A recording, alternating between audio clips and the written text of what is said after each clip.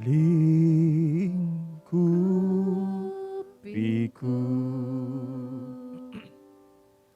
dengan sayapmu,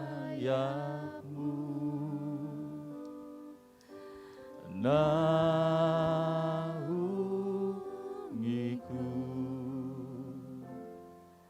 dalam kuasa-Mu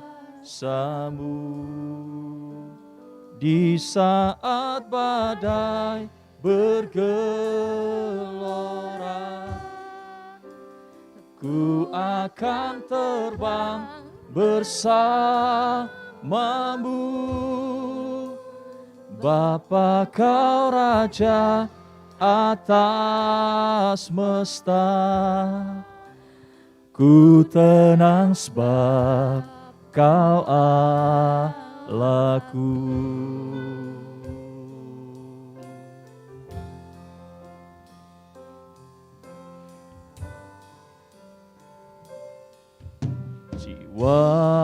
Jiwaku tenang dalam Kristus,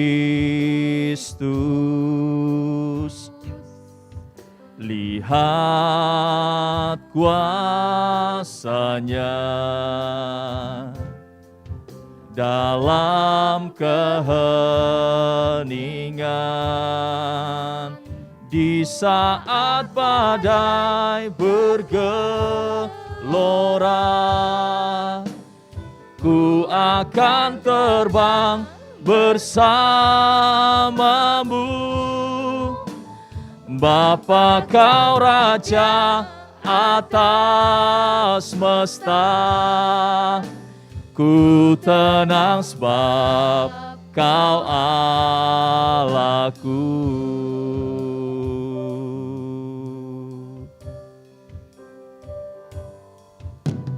Lingkupiku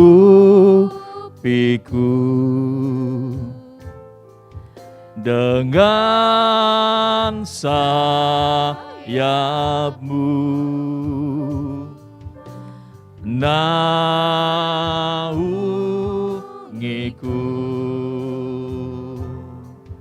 dalam kuasa-Mu di saat badai bergelora.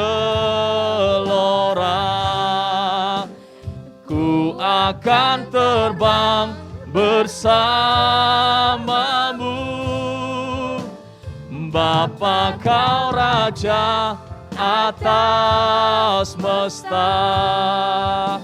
Ku tenang sebab Kau Allahku.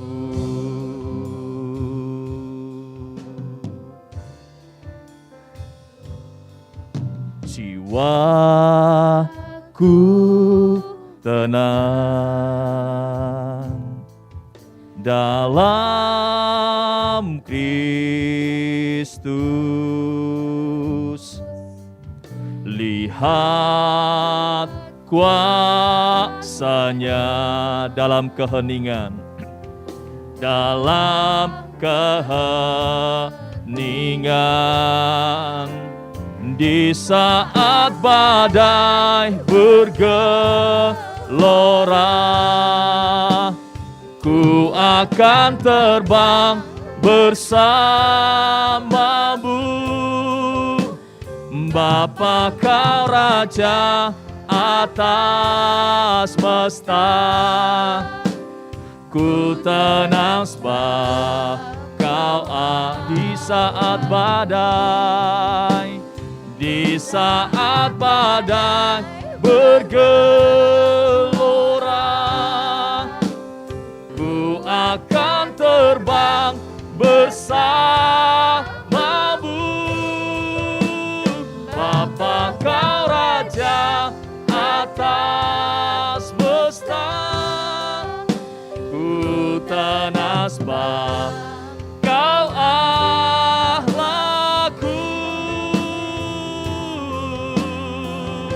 Oh,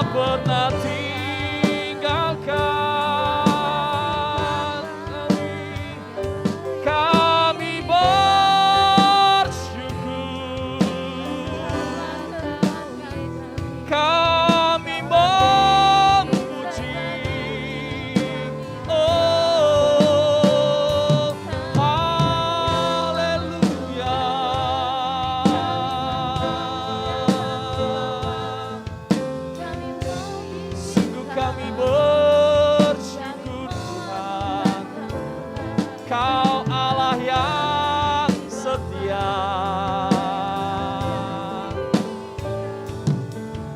Hanya padamu kami berharap, hanya padamu Tuhan, selamanya Tuhan. Kami memuji hanya padamu Tuhan, kami menyembah, sebab Kau yang layak, sebab Kau yang layak. Haleluya.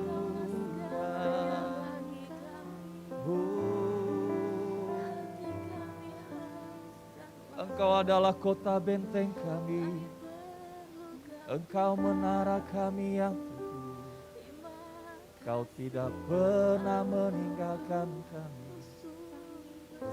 Kau gunung batu kami yang teguh. Haleluya. Kami sembah Kau Tuhan. Haleluya.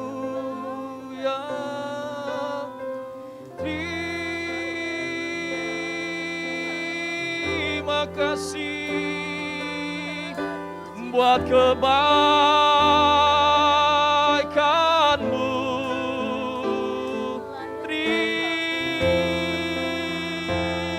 Terima kasih buat anugerah-Mu.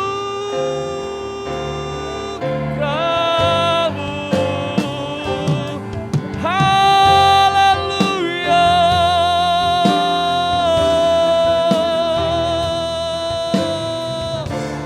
Terima kasih, kami bersyukur dengan segenap hati, dengan segenap jiwa. Kami sembah Yesus. Haleluya.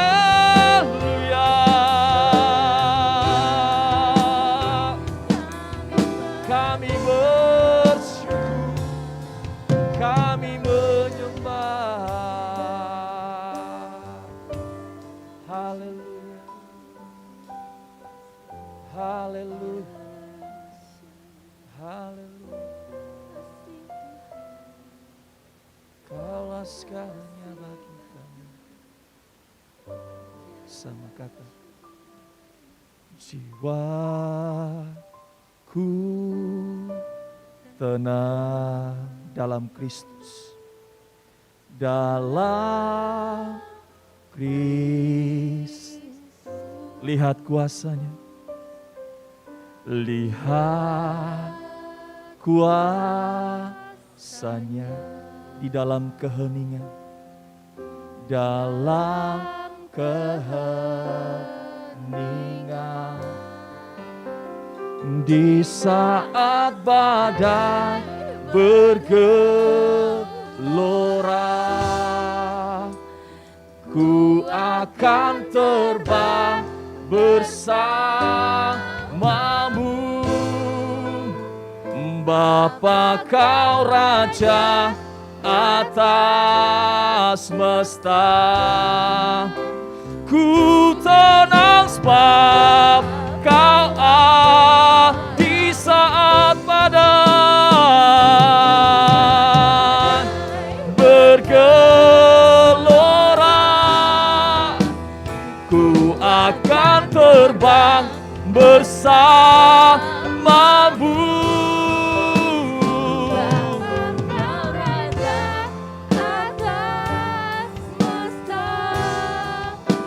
Ku tenang sebab Kau Allahku. Saya undang Bapak Ibu Saudara bangkit berdiri. Oh, di saat badai bergelora. Amin. Ku akan terbang bersama. Haleluya.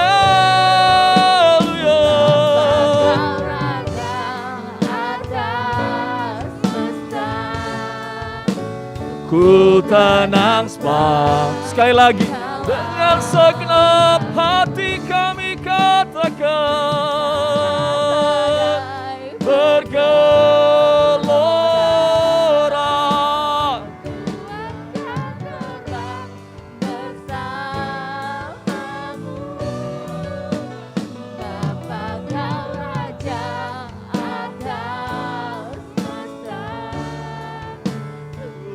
Tenang sebab kau aku tenang, ku tenang sebab kau sungguh kami tenang, ku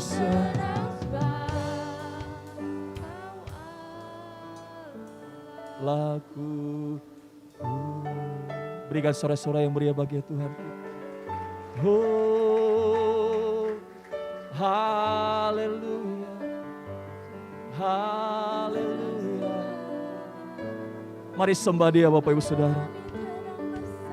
Mari sembah Dia di dalam roh dan kebenaran.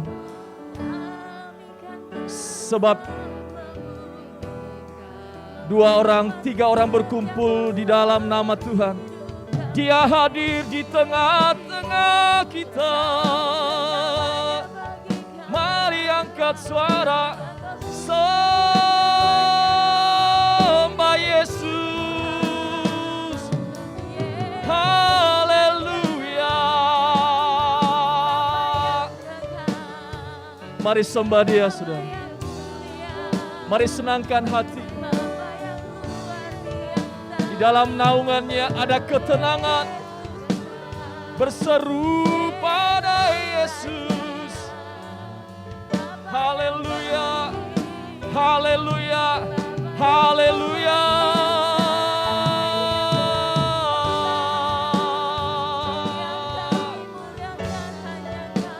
Haleluya. Terima kasih. Kami bersyukur padamu Tuhan. Kami bersyukur Tuhan. Terima kasih Tuhan. Sungguh Engkau Allah yang baik dalam hidup kami Tuhan.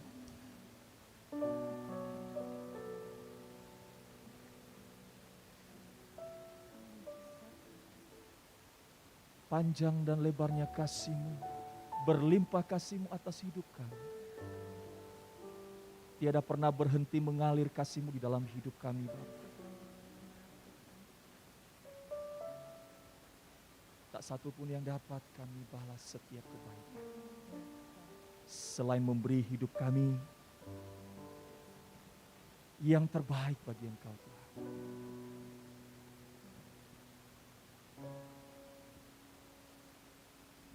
Kami mau menyembah Engkau di dalam roh dan kebenaran Tuhan. Sebab itulah ibadah kami yang sejati. Menyembah Engkau di dalam roh dan kebenaran. Terima kasih Bapa yang baik, di sepanjang minggu ini Tuhan telah memberkati hidup kami. Kami ada sebagaimana kami ada pada pagi hari ini semua karena anugerah dan kebaikan Tuhan bagi kami. Sungguh kami bersyukur dan terima kasih. Sepanjang minggu ini kami boleh menikmati kebaikan Tuhan. Kami mau memuji Engkau Tuhan. Kami mau meninggikan nama-Mu Tuhan, Raja di atas segala raja. Kami bersyukur di dalam nama Tuhan Yesus yang siap memuji Tuhan bersama. Katakan, berikan tepuk tangan yang meriah bagi Tuhan kita.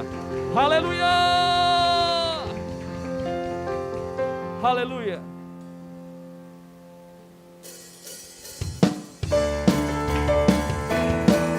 Dia adalah benteng hidup kita. Ya, kota benteng kita yang teguh. Haleluya.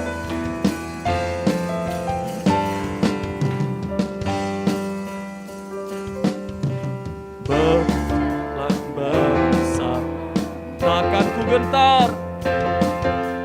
Tak akan ku gentar. Tangan-Mu menopang kami Tuhan.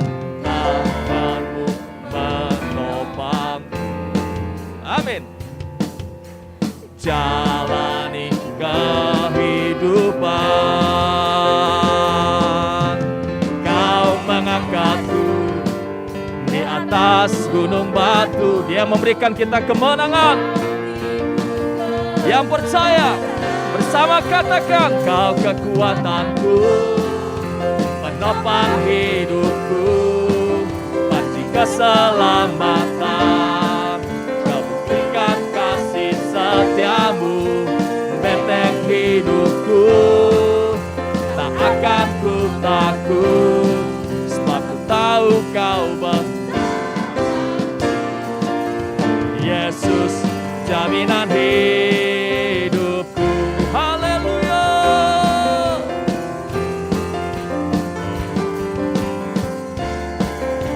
Berjalan bersamamu Tuhan, kami takkan gentar.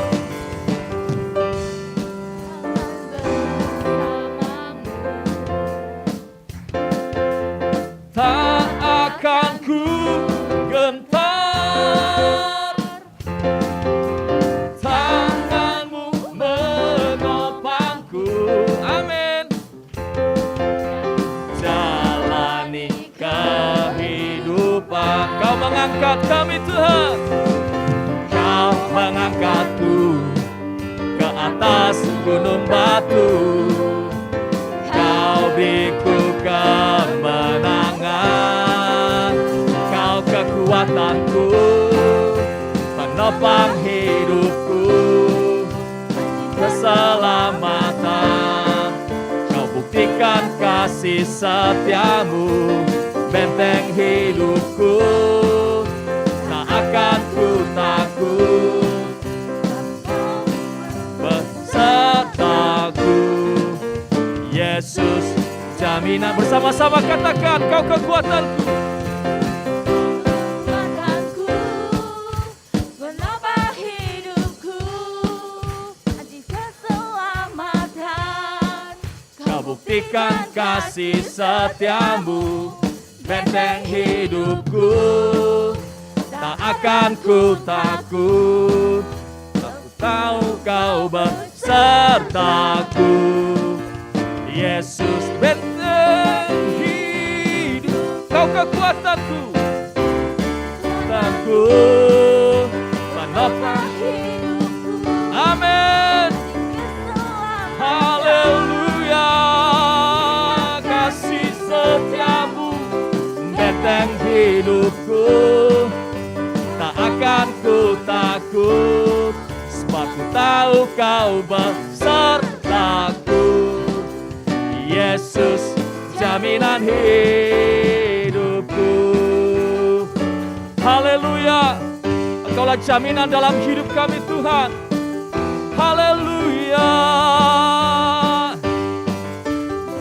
Berikan sorak-sorai yang meriah bagi Tuhan kita. Haleluya. Sebab Dia sungguh baik. Amin. Tuhan Yesus baik. Amin. Sungguh amat baik. Haleluya. Sekali lagi katakan, Tuhan Yesus baik. Tuhan Yesus baik. La la la. Yeah yeah yeah. Tuhan Yesus baik. Sekali lagi katakan, Tuhan Yesus baik. Haleluya.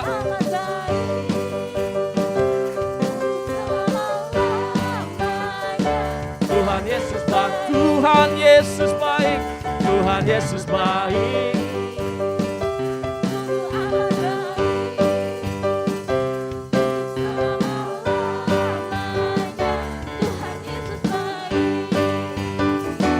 Tuhan Yesus baik, sungguh amat baik. Haleluya. Yang percaya Tuhan Yesus baik bersama katakan, Tuhan Yesus baik. Amin.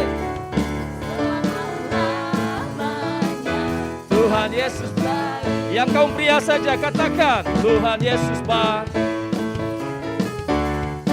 Amat baik untuk selama-lamanya. Yang wanita bersama katakan, haleluya. Amat baik untuk selama-lamanya. Bersama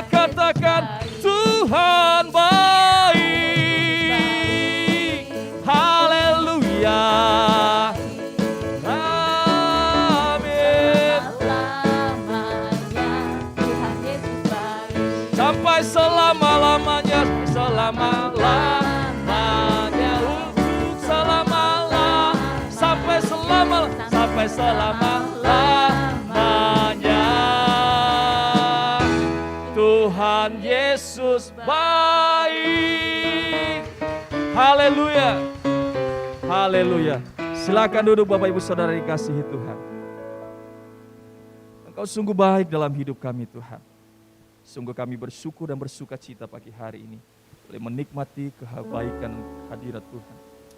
Haleluya. Karena kami tahu Tuhan Yesus, kasih setiamu tiada pernah berkesudahan dalam hidup kami. Engkau Bapa yang setia, Engkau Bapa yang mulia. Kiranya tenanglah jiwa kami dan aman bersama dengan Engkau Tuhan. Haleluya. Terima kasih Tuhan Yesus.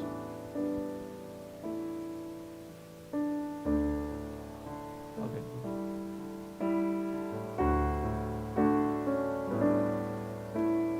Bapa, Kau setia.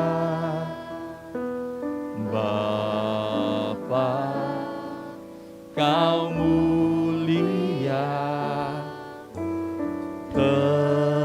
Tenanglah jiwaku, aman bersamamu.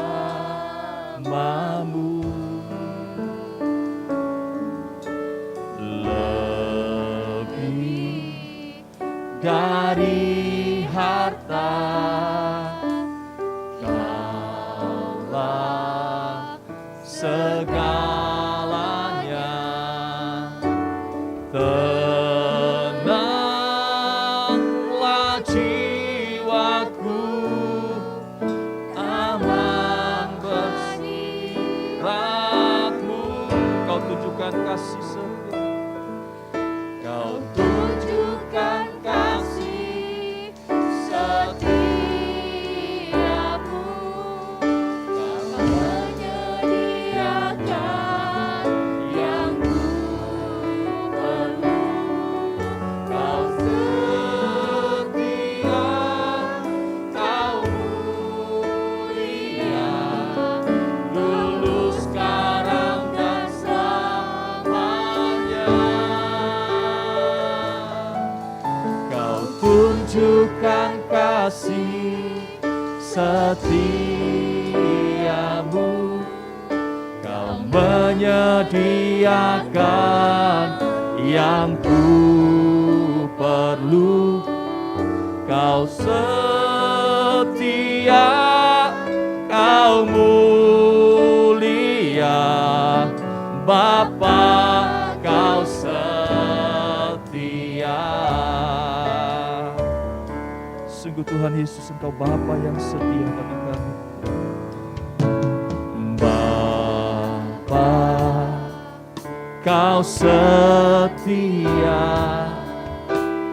Bapa, Kau mulia.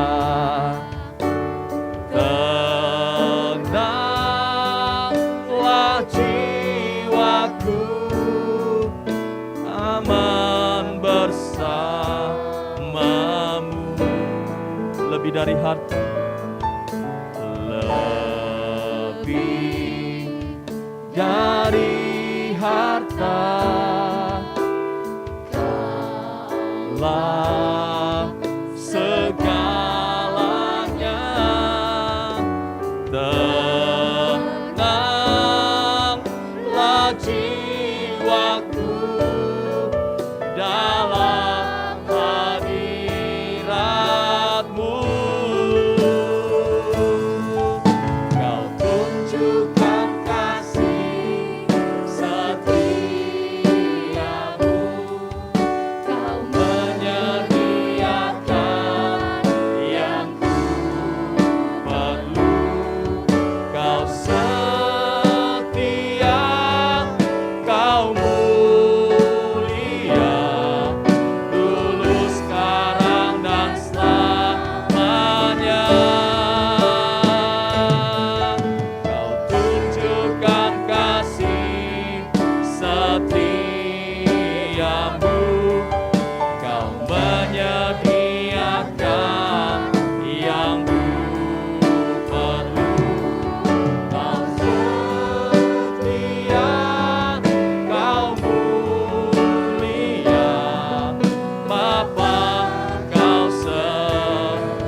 bangkit berdiri dengan segenap hati, bersama-sama katakan,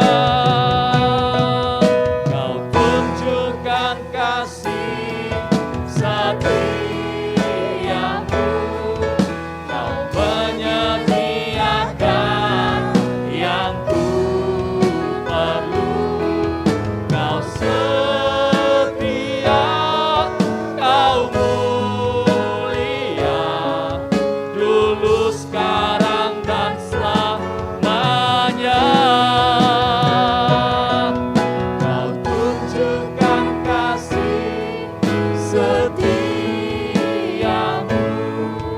Kau menyediakan yang ku perlu, Kau setia, Kau mulia, Bapa, Kau setia.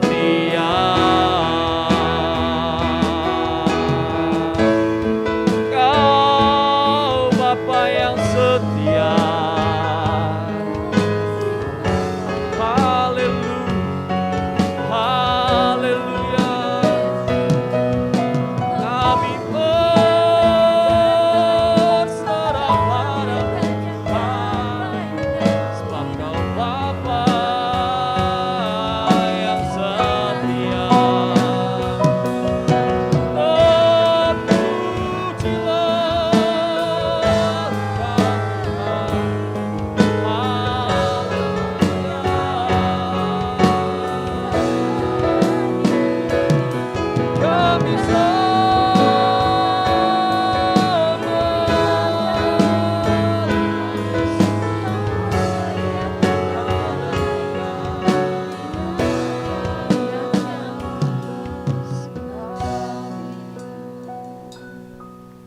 Kau tunjukkan kasih setiamu,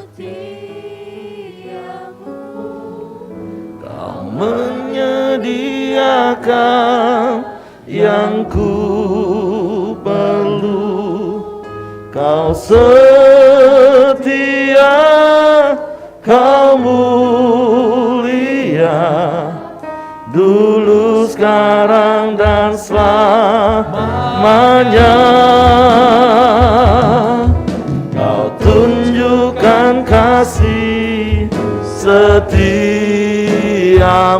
amin, menyediakan yang ku perlu, Kau setia, Kau setia, Kau setia,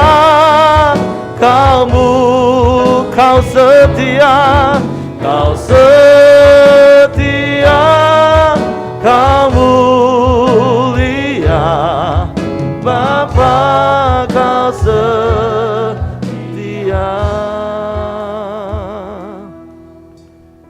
Ini menjadi pengakuan kami dalam hadirat-Mu pagi hari ini.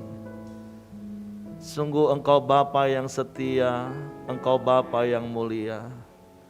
Sungguh kami aman di dalam-Mu. Sebab itu kami mau terus tinggal dalam hadirat-Mu di sepanjang umur hidup kami.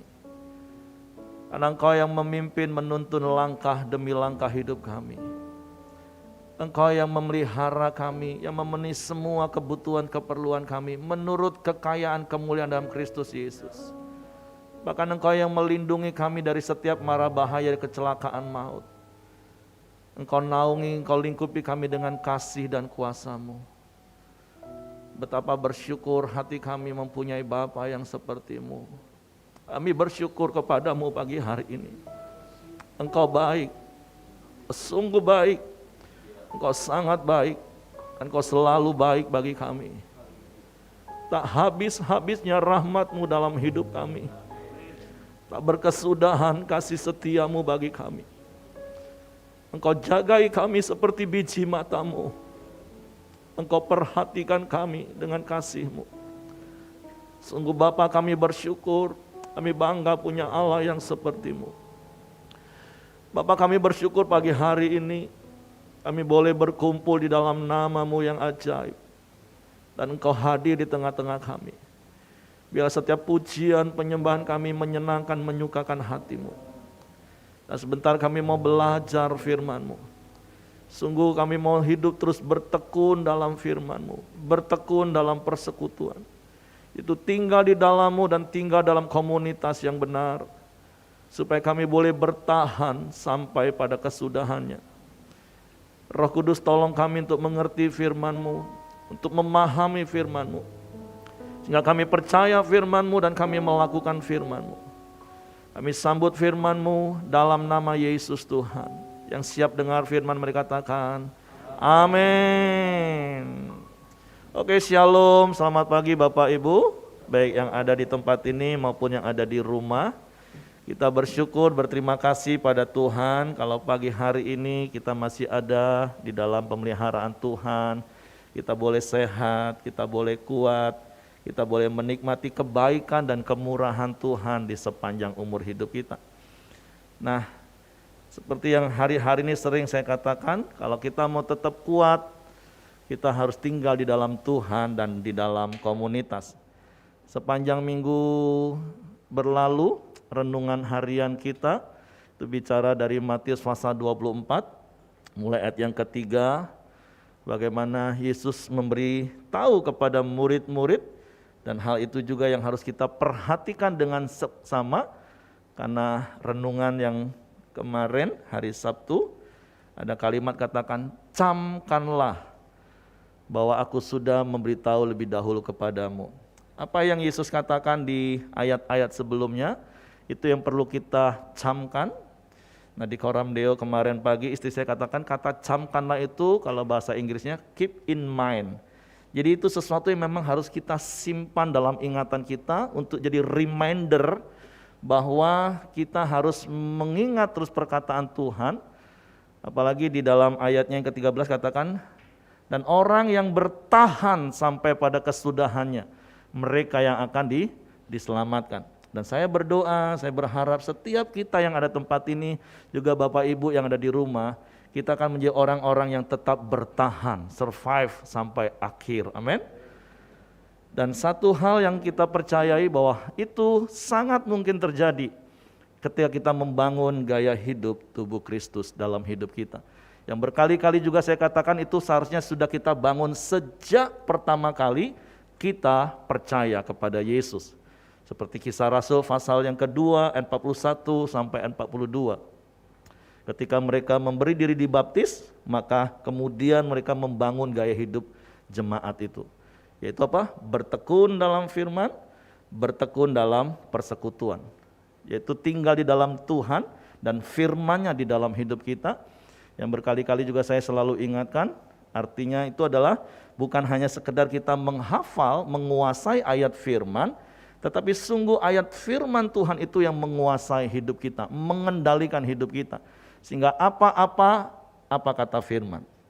Dan saya percaya sekali lagi, di mana ada kebenaran, di situ tumbuh damai sejahtera, dan akibat dari kebenaran adalah ketenangan dan ketentraman sampai selama-lamanya. Nah, oke, nggak apa-apa Bapak Ibu, nggak usah terganggu.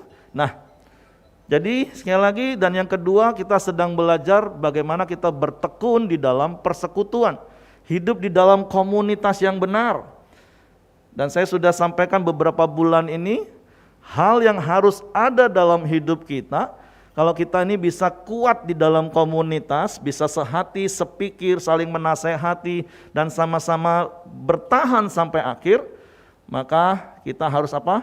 Menaruh pikiran dan perasaan yang terdapat juga dalam Kristus Yesus. Masih ingat 5 pikiran dan perasaan yang terdapat dalam Kristus yang harus kita taruh dalam hidup kita Bapak Ibu? Yang pertama melepaskan hak.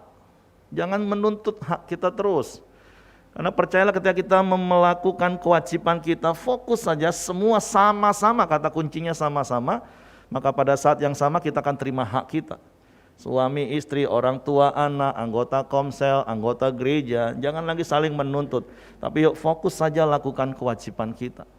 Yang kedua, mengosongkan diri. Tidak menyombongkan diri dengan reputasi apapun yang kita bisa lakukan semua itu seperti untuk Tuhan. Karena bukankah segala sesuatu dari Dia, oleh Dia, kepada Dia. Bagi Dialah kemuliaan sampai selama-lamanya. Amin. Yang ketiga apa? Rendah hati. Aplikasinya rendah hati apa? Enggak baperan. Kalau baperan, gampang tersinggung, wah susah kita hidup. Jangankan komsel dengan keluarga-keluarga yang lain. Kalau dalam rumah tangga saja masih baperan, gampang tersinggung, aduh saya nggak bisa bayangkan gimana rumah tangga itu ya.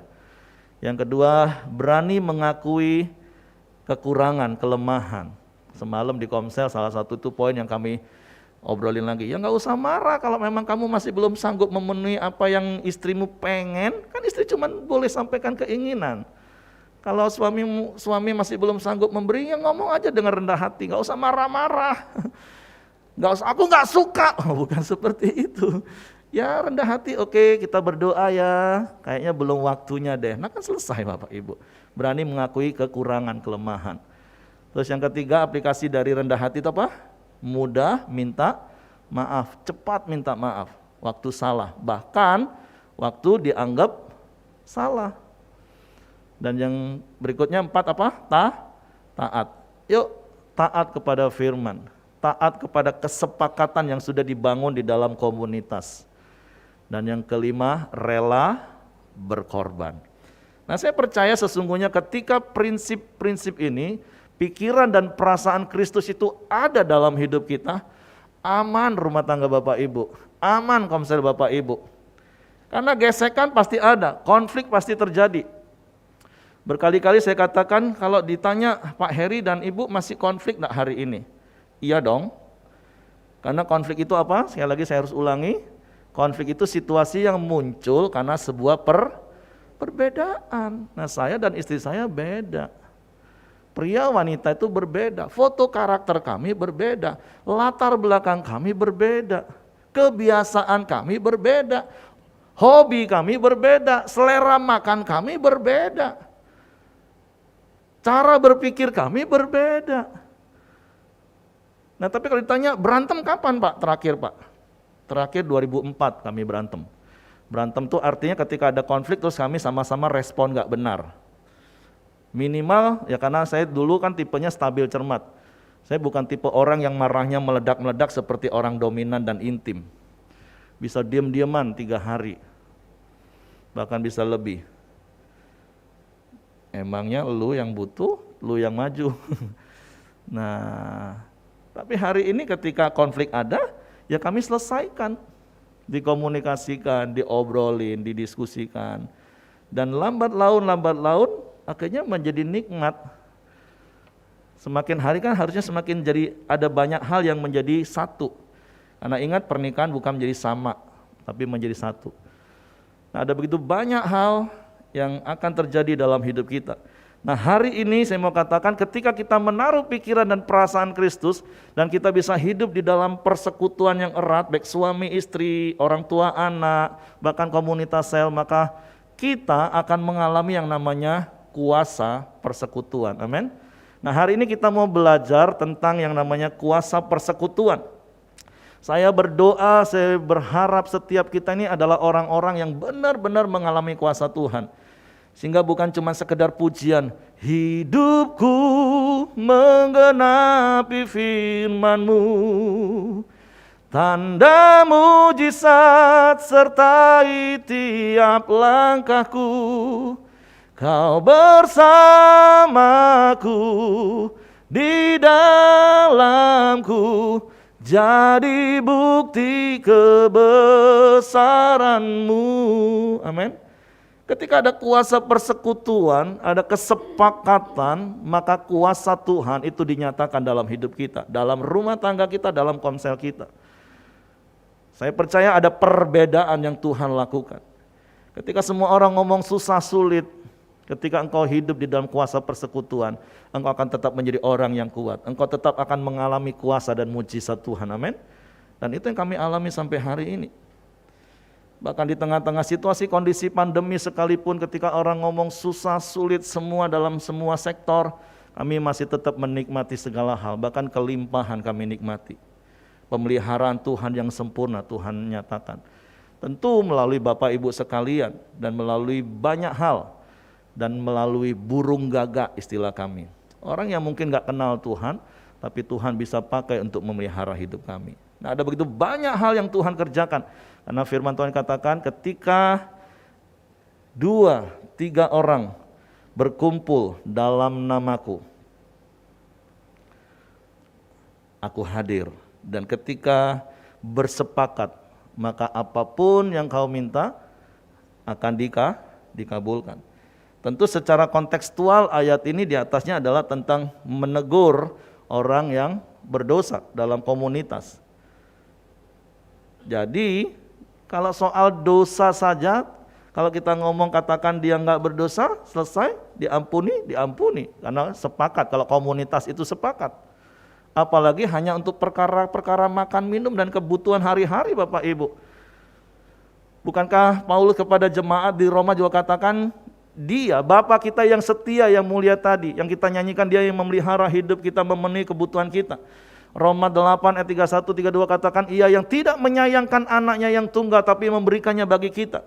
Maka perkara yang lain itu perkara yang mudah bagi kita. Jadi kalau hanya soal makan, minum, kebutuhan hari-hari, kita punya Bapa yang setia, kita punya Bapa yang mulia, amin. Hiduplah di dalam kuasa persekutuan. Nah, kita pegang teguh janji firman Tuhan ini. Nah, hari ini kita mau belajar dari sebuah kisah yang dicatat di dalam kitab Raja-Raja yang kedua, pada pasalnya yang ke-7, ayat yang pertama sampai ayat yang ke-20.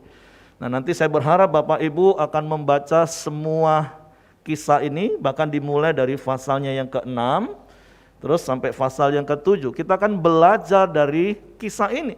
Bagaimana ketika ada orang-orang yang bersekutu dengan erat mempraktekkan kebenaran firman Tuhan, maka kuasa Tuhan dinyatakan. Nah, kalau kita baca dalam kisah ini ada beberapa tokoh, yaitu ada Nabi Elisa, ada Raja Israel, ada perwira yang menjadi ajudan raja, terus ada 4 orang kusta dan orang Aram, yaitu musuh yang sedang mengepung mereka, terus prajurit penunggu pintu gerbang kota, dan ada seorang pegawai raja yang disebut di ayat yang ke-13. Nah, tapi tentu saya percaya di dalam sebuah peristiwa itu ada yang namanya tokoh utama dan juga ada aktor figuran. Nah, kalau kita baca biasanya tokoh utama itu adalah seseorang yang paling menonjol. Tapi tentu bukan fisiknya, tetapi actionnya itu yang paling menonjol. Karena kalau Bapak Ibu baca di dalam kisah ini, yang menjadi tokoh utamanya menurut saya bukan Nabi Elisa justru. Apalagi raja, bukan. Raja Samaria dalam hal ini, bukan, sama sekali bukan. Nah, kalau Bapak Ibu baca dari kisah ini, maka seharusnya dan sesungguhnya yang menjadi tokoh utama itu adalah justru 4 orang kusta. Yang mungkin secara manusia, secara jasmani, secara pandangan umum, justru mereka harusnya, kok bisa ya orang yang harusnya justru disingkirkan berdasarkan hukum Taurat, di hukum sipilnya, mereka itu nggak boleh di dalam kota, nggak boleh hidup bersama-sama dengan orang-orang, tapi justru di dalam kisah ini mereka menjadi tokoh sentral, dan kita mau belajar dari mereka. Bagaimana kita membangun sebuah komunitas, bagaimana kita mengalami kuasa di dalam komunitas itu. Nah, sebelumnya kita harus melihat situasi yang sedang terjadi pada saat itu. Kalau nanti Bapak Ibu sekali lagi baca di dalam pasalnya yang ke-6 ayat 24 sampai 33, firman Tuhan mengatakan bahwa saat itu Samaria sedang dikepung oleh orang Aram. Memang bangsa Israel ini kelewatan. Kalau Bapak Ibu baca, bahkan sejak bangsa Israel keluar dari Mesir, itu memang bangsa yang tegar tengkuk. Perjalanan yang harusnya hanya beberapa minggu atau beberapa bulan lah paling lama, harus jadi 40 tahun karena ketegar tengkukan mereka. Terus setelah mereka masuk tanah Kanaan, mereka menikmati kelimpahan susu dan madu, mereka menikmati pemeliharaan Tuhan. Tapi firman Tuhan kemudian mencatat ketika Yosua dan orang-orang yang seangkatan dengan dia meninggal, Maka kita masuk ke dalam kitab Hakim-Hakim, berganti-gantian mereka harus diizinkan Tuhan dijajah. Kenapa? Karena ketegar tengkukan mereka. Mulai nyaman sedikit, sudah mulai menyimpang, menyembah Baal lagi, menyembah dewa-dewa yang lain. Nanti ketemu dengan masalah dijajah, teriak-teriak Tuhan, Tuhan. Baru dapat kelegaan. Nanti ngulang lagi seperti itu, ngulang lagi seperti itu. Nah, makanya pada saat itu di dalam kisah ini akhirnya mereka juga sedang dikepung oleh bangsa Aram. Dan itu membuat sebuah situasi yang sangat sulit sehingga terjadi kelaparan. Bayangin Bapak Ibu, di situ katakan kelaparan itu sampai bisa membuat harga sebuah kepala keledai berharga 80 shikal perak dan seperempat kap tahi merpati berharga 5 shikal perak. Nah, saya coba hitung-hitungan. 1 shikal itu kan 11,4 gram perak. Tadi kan disebut shikal perak ya. Nah, berarti harga sebuah kepala keledai tadi kan disebut 80 shikal. Jadi 80 kali 11,4 gram tadi. Dan saya searching harga perak hari ini itu per gramnya itu sekitar 10.355. Itu per 7 Oktober yang lalu. Beberapa hari yang lalu waktu saya siapin PowerPoint ini saya searching. Jadi satu kepala keledai itu harganya 1.029.287. Murah atau mahal Bapak Ibu? Mahal banget. Terus saya bandingin dengan kepala babi. Yang 3 kilo biasanya 1 ekor. Itu saya searching di Tokopedia cuman dijual 110 sampai 125 ribu. Itu enaknya minta ampun. Saya ingat 29-30 tahun yang lalu itu menu andalan yang kami tunggu-tunggu di sekolah Alkitab. Setiap hari Kamis saya ingat betul. Karena menu hari-hari berikutnya itu telur rebus separuh, terus ikan asin, tahu tempe. Jadi kalau udah hari Kamis itu sudah imannya semakin kuat. Karena malam ini akan makan daging babi. Tapi maaf cuman kepalanya. Apalagi kalau bagian kupingnya itu Bapak Ibu, terus ditanya kenapa sih bukan dagingnya, kok kepalanya, bagian kuping lagi enak. Iya, supaya kalian siswa-siswi sekolah Alkitab dengar-dengaran. Pintar memang bapak-bapak senior kami. Aduh, itu cuman bayangin dibandingkan hanya segitu. Terus seperempat kap tahi merpati, itu 5 shikal perak. Kalau di total itu 590 ribu. Jadi 1 kap itu hanya sekarung lebih. Jadi kalau seperempat kap berarti cuma setengah liter, setengah kilo. Itu 590 ribu, hampir 600 ribu Bapak Ibu. Kotoran merpati. Nah, saya juga searching kotoran ayam lah sekarang untuk pupuk. 1 karung, anggaplah 1 kilo saya searching tadi, 5 ribu. Anggaplah 1 karung yang biasa bertani, 1 karung kotoran ayam itu isi berapa? 10 kilo. Anggaplah 50 ribu itu. Ini setengah kilo. Hampir 600 ribu. Bayangin betapa memang susahnya kondisi hari itu. Ya, firman Tuhan katakan hari-hari ini juga akan datang masa-masa yang susah. Akan ada kelaparan seperti Matius 24. Ada gempa bumi, ada kelaparan, ada penyakit sampar seperti apa yang sedang kita alami. Tapi saya bersyukur sekali lagi di tengah-tengah situasi penggenapan firman Tuhan akhir zaman ini digenapi, di mana ada penyakit sampar, sampai hari ini kita masih harus pakai masker karena kita masih harus berjuang bersama-sama dengan Tuhan. Artinya kita percaya perlindungan Tuhan, tapi kita juga harus tetap lakukan protokol kesehatan karena situasi pandemi. Penyakit sampar artinya penyakit menular, ada kelaparan ekonomi morat-marit. Saya bersyukur saya masih melihat wajah Bapak Ibu, enggak ada yang kekurangan, enggak ada yang kelaparan. Bahkan realita di lapangan, ada begitu banyak orang 1,5 tahun ini naik berat badannya. Gimana zaman kelaparan kalau begitu? Orang ngomong susah Pak, pandemi ini susah Pak, ekonomi sulit Pak, toko sepi Pak. Tapi realitanya yang saya lihat semakin tambah berat badan. Jadi itulah pemeliharaan Tuhan, amin. Memang ada sebagian orang yang benar-benar mengalami kelaparan, dan saya berdoa, saya berharap kita bukan orang yang mengalami itu, tapi kita justru di tengah-tengah situasi ini kita menjadi orang-orang yang berbagi karena ada kelimpahan dalam hidup kita, amin. Karena Yohanes 10 ayat 10 katakan orang yang tinggal di dalam Yesus itu memiliki hidup dan hidup dalam kelimpahan. Kelimpahan sudah berkali-kali saya katakan bukan berarti bicara tentang berapa banyak uang kita, tapi berapa banyak pemberian kita. Itulah arti sebuah hidup kelimpahan. Nah, saya bersyukur Pelita Community, kami penatua terus sehati sepikir sejalan dari sejak tahun kemarin. Gereja kita nggak ditinggalkan Tuhan, saya percaya. Nggak pernah kekurangan. Saya ingat 1 tahun yang lalu kita sempat ambil keputusan kalau memang 2-3 bulan, itu di awal-awal pandemi kan, gereja nggak bisa ketemu seperti ini, semua online.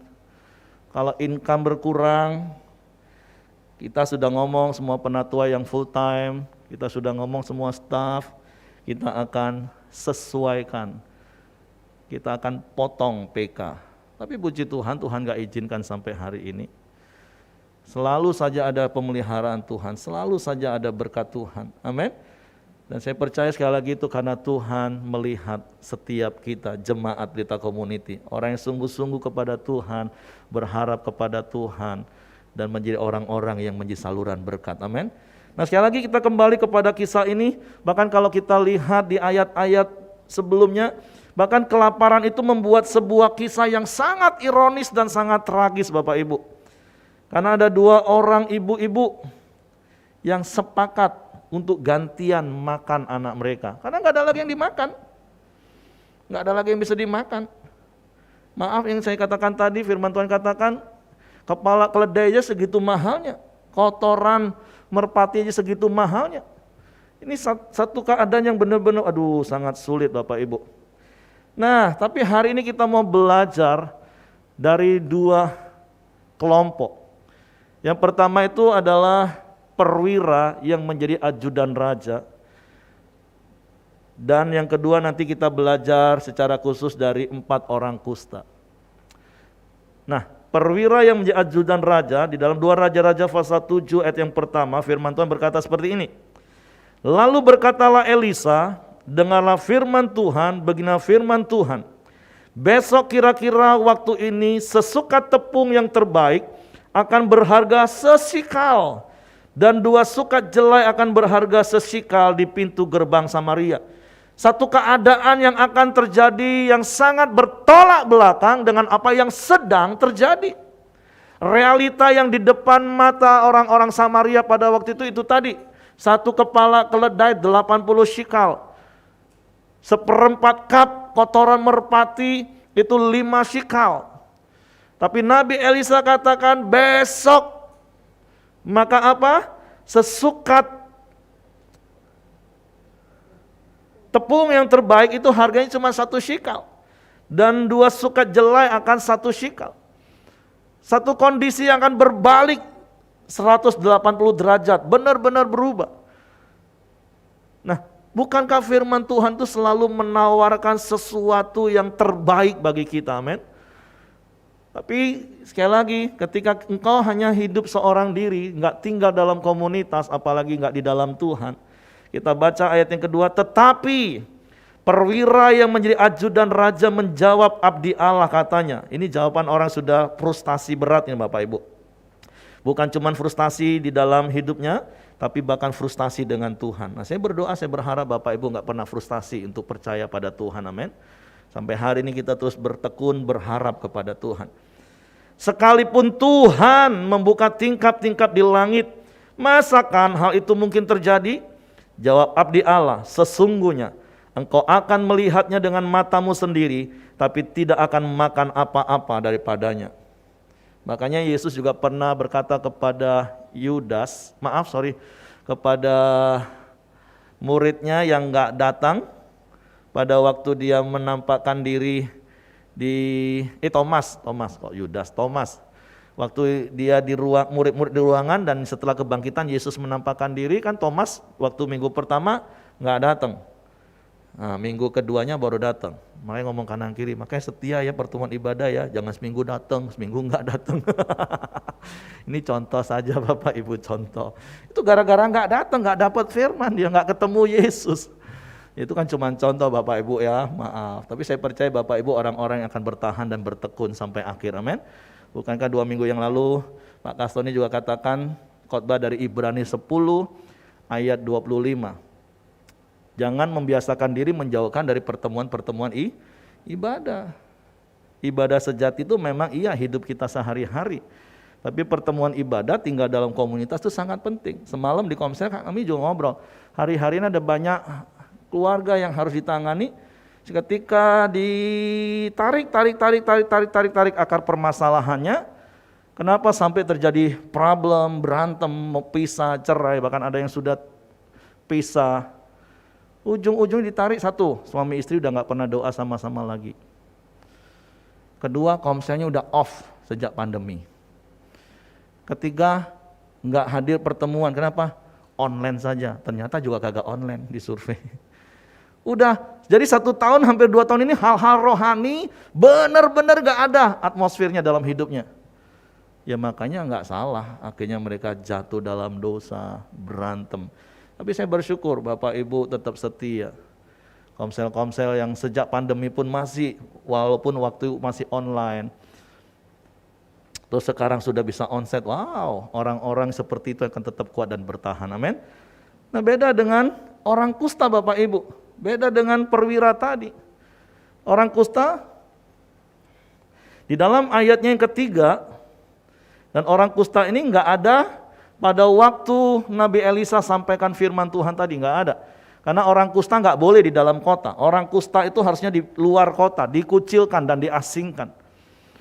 Nah tetapi kita melihat dari 4 orang kusta ini, 4 orang yang sakit kusta ada di depan pintu gerbang, berkatalah yang seorang kepada yang lain. Ini mereka sedang komsel, mereka sedang duduk sama-sama dan mereka sedang ngobrol satu dengan yang lain. Mengapa kita duduk-duduk di sini sampai mati? Jika kita berkata, baiklah kita masuk ke kota, padahal dalam kota ada kelaparan, kita akan mati di sana. Dan jika kita tinggal di sini, kita akan mati juga. Jadi sekarang marilah kita menyeberang ke perkemahan tentara Aram. Jika mereka membiarkan kita hidup, kita akan hidup. Dan jika mereka mematikan kita, kita akan mati. Nah ayat yang kelima, kemudian Bapak Ibu baca nanti, maka saat senja, mereka akhirnya sepakat dan mereka bertindak menuju perkemahan tentara Aram. Nah saya nggak tahu mereka mulainya jam berapa, diskusi, ngobrol tentang hidup, tentang keadaan, tentang situasi. Mereka saling menasehati, saling menguatkan, saling meneguhkan, sampai terjadinya sebuah kesepakatan. Ini kan 2 ayat ini cuma dijadiin singkat saja. Tapi coba kalau Bapak Ibu yang ada di posisi itu, antara hidup dan mati diskusi, berapa lama kira-kira selesai urusan rumah tangga Bapak Ibu kalau ada hal yang penting ngobrolnya? Ini urusan mau ke Kerinci aja udah berminggu-minggu nggak putus-putus. Itu belum hubungan mati hidup Bapak Ibu. Tapi saya nggak apa-apa, ayo belajar. Karena memang nggak gampang kan dalam hidup bersama, mengambil keputusan untuk bersama itu kan nggak gampang Bapak Ibu. Kalau kami di level penatua sudah jauh lebih oke lah. Mau ngambil keputusan 1 jam ngobrol bla bla bla bla bla, tak putus selesai. Yaitu tadi karena prinsip 5 pikiran perasaan Kristus harus ada sama-sama. Rendah hati, kalaupun usulmu yang nggak diterima, ya nggak apa-apa. Yang penting kan fokusnya untuk kebaikan bersama. Kalaupun disepakati dan kita nggak bisa, ya udah rela berkorban, nggak apa-apa. Silakan kalian jalan. Jangan gara-gara aku nggak jalan. Loh seperti itu kan. Enak kalau semua. Tapi kalau semua saling mempertahankan ego, nanti tersinggung. Wah, ini urusannya mati hidup loh Bapak Ibu. Saya nggak tahu, tapi yang pasti akhirnya mereka sepakat dan mereka berjalan. Amin. Makanya taruh pikiran dan perasaan Kristus. Ini keadaannya sulit kan? Kalau mereka tetap di situ, mati. Karena nggak ada apa-apa lagi.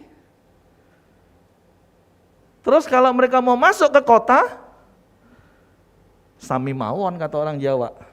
Ya nggak ada makanan juga di kota, juga mati.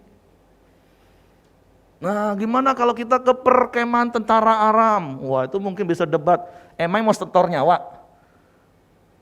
Syukur-syukur aja kita nggak disembeli di sini, macam-macam lagi mau ke situ. Bisa saja Bapak Ibu berdebat seperti itu kan?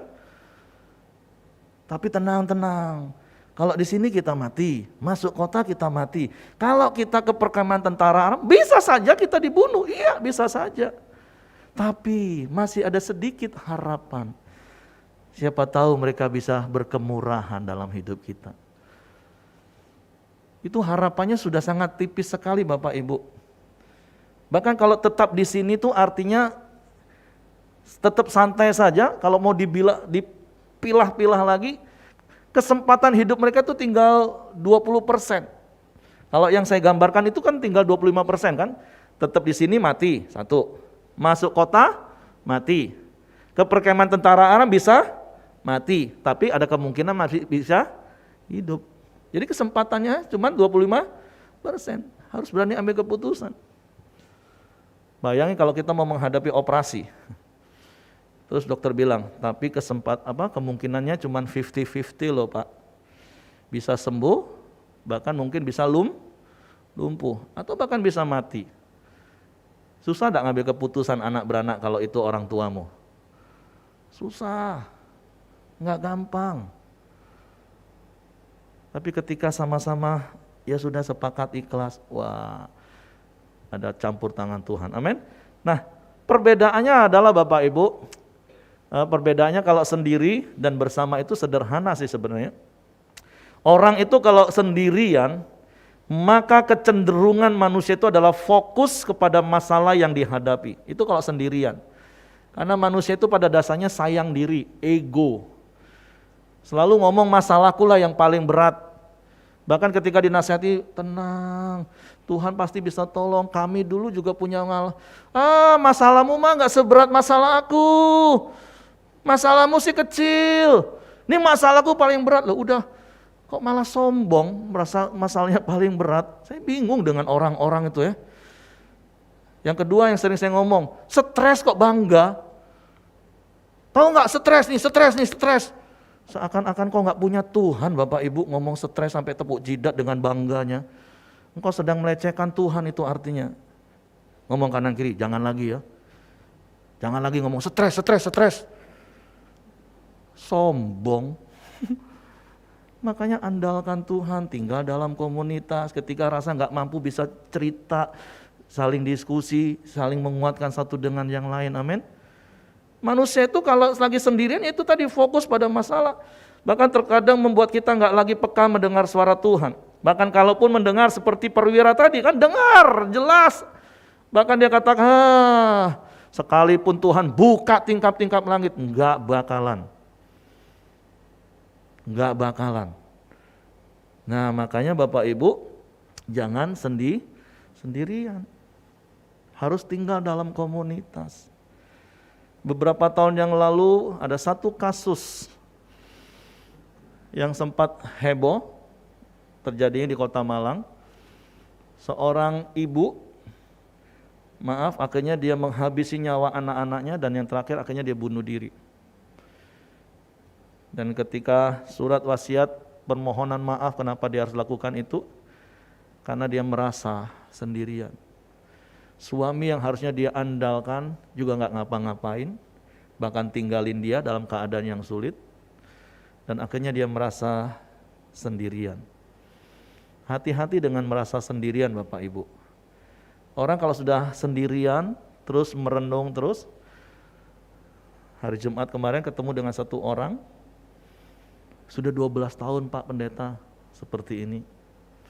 Kok udah malam bengong sendirian. Makanya ya bersyukur hari ini kau bisa datang, kau ketemu dengan kami. Yuk datang, tinggal dalam komunitas. Sendirian tuh gak enak Bapak Ibu. Tapi saya ngomong sih, kalau engkau masih merasa kesepian waktu engkau sendiri, itu masih oke. Saya bilang masih oke. Tapi kalau engkau merasa kesepian di tengah keramaian seperti ini, wah itu udah cilaka itu. Orang kalau sudah di tengah keramaian tapi dia merasa kesepian, wah itu problem besar itu. Sebentar lagi itu tinggal melangkah bunuh diri itu Bapak Ibu. Nah, makanya jangan pernah sendirian. ngomong kanan kiri, jangan pernah sendirian. Atau merasa sendirian. Nasihat datang, firman Tuhan datang, ndaklah masalahku lah yang paling berat. Nah beda kan Bapak Ibu, sama kan kalau saya tulis di situ bandingkan dengan kisah Nabi Elia di 1 Raja-Raja. Setelah dia mengalahkan 850 Nabi Baal dan Asyaret, wah, ketika dia berhadapan dengan yang namanya Isabel, akhirnya dia ketakutan. Dan ketika Tuhan, kenapa kamu takut? Karena Elia bilang apa? Aku sendirian. Makanya jangan pernah sendirian Bapak Ibu. Bersyukur kalau ada keluarga-keluarga. Semalam saya ngomong sama teman-teman Komsel, bersyukurlah kalian ya para suami ya. Dengan latar belakang masa lalu kalian seperti itu, ada istri yang masih tetap bertahan kuat. Saya bilang nih, kami tangani belum juga 1 tahun nikah, akhirnya udah ditinggal kabur sama istrinya. Bohwat udah nggak tahan Pak. Walaupun ya oke, berdoa bukan cerai ya, nggak boleh cerai. Kalau mau pisah sama-sama cari wajah Tuhan, berharap supaya suaminya juga bertobat dan kembali rujuk. Ini baru mau 1 tahun nikah, masih bulan madu itu. Baru 11 bulan lewat. Tapi itu realita hidup ketika merasa sendiri.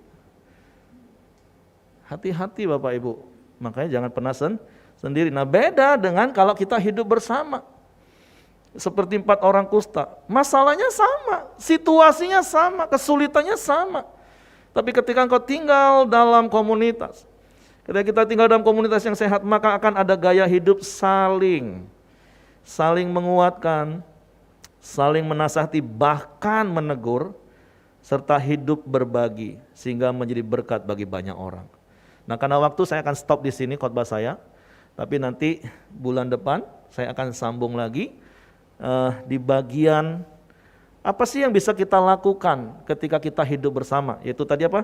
Saling menguatkan, saling menasehati, bahkan saling menegur, bahkan hidup berbagi satu dengan yang lain. Bukankah itu gaya hidup jemaat dalam Kisah Rasul pasal 2 ayat 41 sampai 47. Tapi poin penting hari ini yang saya mau katakan adalah jangan hidup sendirian. Karena 2 hal yang harus kita lakukan hari ini kalau kita mau bertahan sampai akhir, bertahan sampai kesudahan.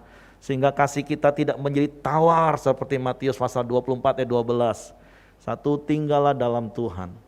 Yang kedua, tinggallah dalam komunitas. Karena dikatakan kalau engkau mau berjalan cepat, ya jalanlah sendirian, memang cepat. Tapi kalau engkau mau berjalan jauh sampai akhir, berjalanlah bersama. Amin.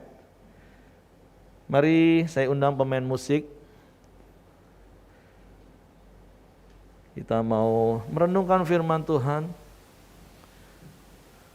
Kita naikkan pujian sampai akhir. Ku menutup mata, ku tetap setia menanti janjimu. Sampai ku dapatkan mahkota kehidupanku, ku tetap setia untuk melayanimu. Mari kita bangkit berdiri, kita datang kepada Tuhan. Kalau ada di antara engkau yang hari-hari ini kau merasa mulai sendirian, ketika engkau menghadapi permasalahan hidup, ingat ada Tuhan yang setia, ada Tuhan yang mulia yang tidak pernah tinggalkan. Dan yang kedua, mari tinggal dalam komunitas supaya kita sama-sama saling menguatkan, saling menasehati, saling meneguhkan, dan hidupmu mengalami kuasa persekutuan itu.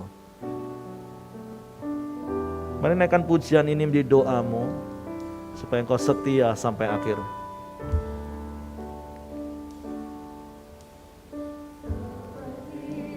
Wanita mengurapimu, menangis di bawah kakimu.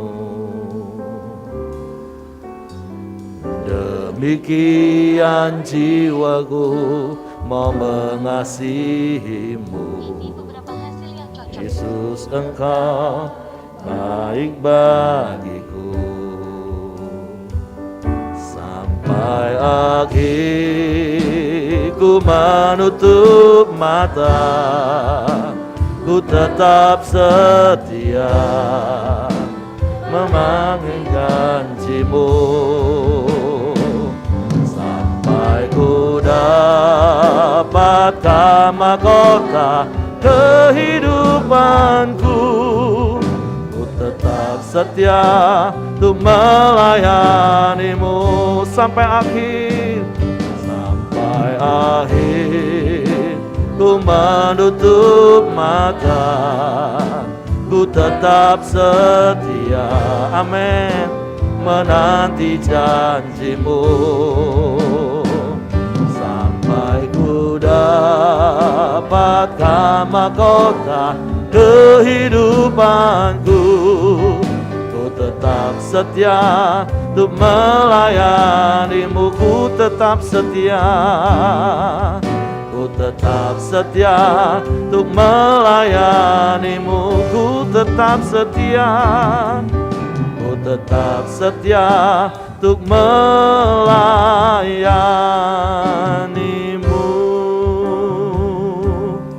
Biarlah Engkau mendapati setiap kami setia sampai akhir hidup kami, bahkan sampai Maranatha Engkau Yesus datang kali yang kedua.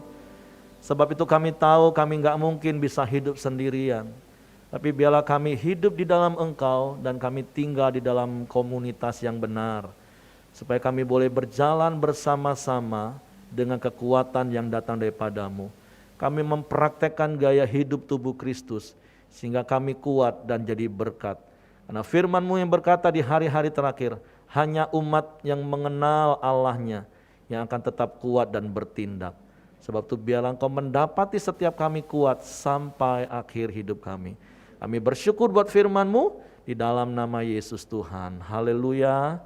Amin. Puji Tuhan, silakan duduk dan kita akan dengarkan beberapa pengumuman multimedia dan selanjutnya saya silakan pada Hengki.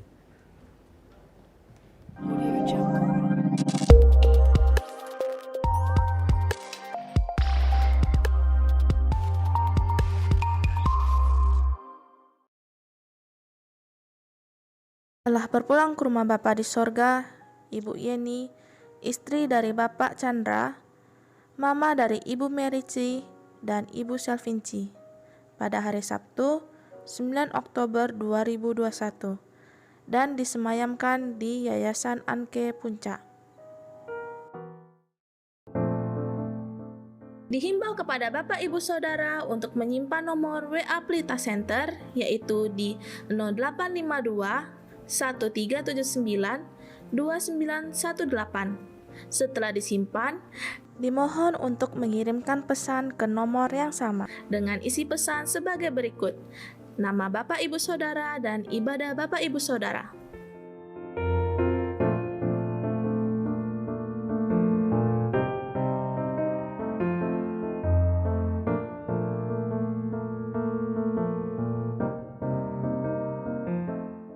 Sekolah Tunas Pelita Bangsa Jambi akan mengadakan penerimaan peserta didik baru untuk KB, TK, dan SD. Untuk pendaftaran pada bulan-bulan tertentu, akan diberikan diskon sesuai yang tertera di flyer berikut ini. Untuk informasi lebih lanjut, dapat menghubungi melalui website Tunas Pelita Bangsa, WhatsApp, Instagram, dan Facebook resmi Tunas Pelita Bangsa. Akan diadakan doa puasa pelayan pada hari Sabtu 16 Oktober 2021 di Sekretariat Pelita Ruang Anggrek. Kami mengucapkan selamat ulang tahun kepada Bapak Ibu Saudara di sepanjang minggu ini.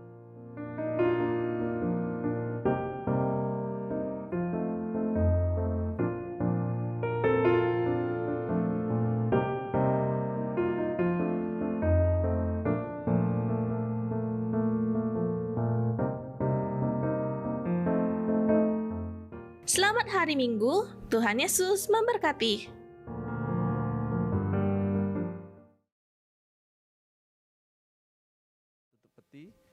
sebagai kesetiaan kita untuk kepada teman-teman kita boleh hadir di dalam yayasan. Oke, mari kita bangkit berdiri, kita tutup dalam doa. Bapa yang baik, kami sangat bersyukur kepadamu ya Tuhan. Sepanjang hari, sepanjang minggu, Engkau menyertai kehidupan kami ya Bapa.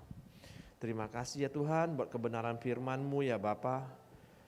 Di mana firman-Mu disampaikan Tuhan, Engkau bisa memakai 4 orang kusta ya Bapa untuk menggenapi apa yang menjadi yang telah Engkau firmankan ya Tuhan. Tuhan, kami percaya kami lebih daripada 4 orang kusta ini ya Tuhan. Engkau pasti bisa memakai setiap kami ya Tuhan. Kami tahu keadaan kami, masalah kami, situasi kami tidak baik ya Tuhan. Tapi kami percaya Tuhan selalu memakai orang-orang, bukan orang-orang yang mampu, bahkan bukan orang-orang yang sanggup. Tetapi Tuhan memakai setiap kita dan melihat hati kita. Terima kasih ya Bapa yang baik. Kami bersyukur buat pagi hari ini Tuhan, buat pencerahan firman-Mu ya Bapa. Biarlah setiap benih yang ditabur Tuhan di dalam kehidupan kami, di dalam hati kami Tuhan, terus bertumbuh Tuhan. Supaya iman percaya kami, pengharapan kami hanya di dalam Engkau ya Tuhan. Terima kasih Tuhan, Tuhan pakai Pak Heri lebih lagi ya Bapa. Tuhan urapi hamba-Mu ini ya Bapa. Biarlah hikmat, urapan yang baru terus Tuhan tercurah kepada kehidupannya ya Bapa. Dan juga Tuhan pelihara istri dan anak-anaknya ya Bapa. Terima kasih juga Tuhan, kami juga berdoa buat para panatua yang ada di Pelita Community secara khususnya ya Bapa. Tuhan terus memberkati panatua kami ya Tuhan. Biarlah setiap mereka juga terus Tuhan membawa setiap jemaat, setiap orang-orang percaya lebih lagi Tuhan untuk datang kepada Engkau ya Bapa. Terima kasih ya Tuhan, dan juga buat setiap kami yang hadir di pagi hari ini, Tuhan terus memberkati kami. Apapun permasalahan kami, apapun persoalan kami Tuhan, kami tahu Tuhan terus menyertai kami, Tuhan terus ada di tengah-tengah hidup kami ya Bapa. Terima kasih juga Tuhan buat setiap tangan-tangan yang telah memberi ya Bapa, memberi persembahan, ucapan syukur, bahkan perpuluhan ya Tuhan. Biarlah Tuhan terus memberkati tangan-tangan yang telah memberi ya Bapa. Terima kasih ya Tuhan. Sebelum kami pulang, berpisah satu dengan yang lain, mari kita angkat tangan kita arahkan mata hati kita kepada Tuhan. Tuhan memberkati engkau dan melindungi engkau. Tuhan menyinari engkau dengan wajah-Nya dan memberikan engkau kasih karunia. Tuhan menghadapkan wajah-Nya kepadamu dan memberikan engkau damai sejahtera. Pulanglah, bawalah berkat sukacita, damai sejahtera dari Allah Bapa kita di dalam nama Tuhan Yesus dan juga persekutuan dengan Roh Kudus. Mulai dari pagi hari ini sampai selama-lamanya. Kita yang sudah menerima sama-sama katakan amin. Tuhan Yesus memberkati.